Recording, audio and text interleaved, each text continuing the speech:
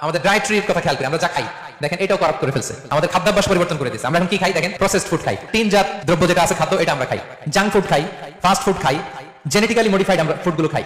বলে আগে আমাদের মুরব্বীরা বাপ দাদারা যে এনার্জি পেতো ওই এনার্জি আমাদের গায়ে নাই, ঠিক কিনা বলেন? আমাদের ফুড করাপ্ট হয়ে গেছে। এখন ডাক্তারের কাছে গেলে বলে লাল মাংস যে খায় আমার সিরিয়াল দিবেন না, গরুর গোশত খেলে আমি দেখি না, এরকম বলে। তো রাসূল সাল্লাল্লাহু আলাইহি ওয়াসাল্লামের যুগে ওনারা মিট খেতেন না ভাইরা, ফ্রেশ মিট, মরুভূমির ক্যাকটাস গুলমলতা খেয়ে যে খাসি দুম্বাগুলো ওগুলো খাইলে এমনিতে শরীরের ভিতরে এনার্জি চলে আসে। এগুলো বাদ দিয়ে আমরা খাবারে কি ঢুকাইছি? Fast food. আমাদের ছোট বাচ্চাদেরকে দেখবেন ভালো মাছ খেতে দিলে খায় না, ভেজিটেবল দিলে খায় না। কি খাবে ওরা? আমি জানি কি খাবে, শুনেন, সসেজ খাবে, দেন পিজা খাবে, ইনস্ট্যান্ট যে স্যুপ আছে, নুডলস আছে এগুলো খাবে, ফ্রোজেন যত মিল আছে এগুলো খাবে, ঠিক না? তাহলে আমাদের ডায়েটরি সিস্টেমকে চেঞ্জ করে দেওয়া হয়েছে।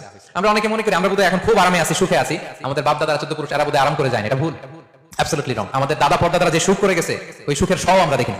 নিজেদের হাতে রোপণ করা শাকসবজি তারা খেত, পালা গাভীর দুধ খেত, নিজেদের পুকুরের মাছ খেত, না আছে ফরমালিন, না আছে মেডিসিন, না আছে কেমিক্যাল, খালি এনার্জি আর এনার্জি। রাত হয়ে ঘুমিয়ে যেত, সকালবেলা এক পাতিল ভাত খেয়ে যাইতো মাঠে কাজ করতে। ওই এনার্জি আমাদের আছে, এই ফিতরাতকে ধ্বংস করে দেওয়া হচ্ছে। সম্মানিত সুধী,